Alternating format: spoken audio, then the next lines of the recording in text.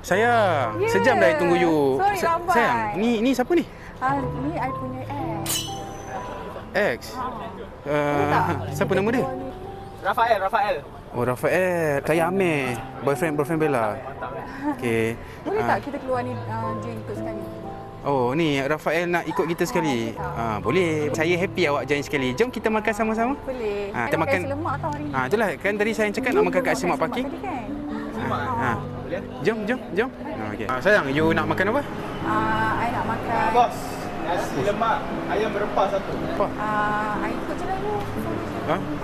I macam nak. I ikut dia. Oh, ikut Rafael. Oh, okey. Saya nak nasi lemak chicken chop satu Oh, besar lah chicken chop dia. RM15 je harga dia. Murah. RM15. Murah kan? Sedap lah nasi lemak chicken chop ni sayang. I nak rasa sikit boleh? Ini pergilah orang lain. Rafael, you nak tak? Nasi I ni. Rafael, you bagi. I nak rasa, saya tak bagi. Takkanlah benda tu yang nak ambil hati. Gentle lah sikit. Anything for you sayang. Sayang, I ada benda nak surprise you ni. Cuba you tutup mata jap. Buka mata. Tada!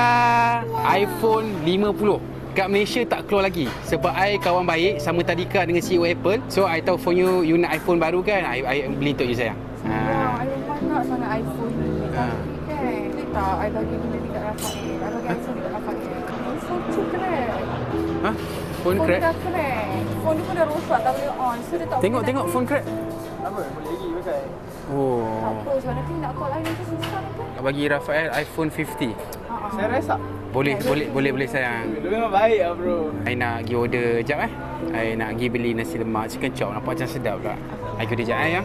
Makan dulu dengan Rafael Ya, Rahman, Rahim.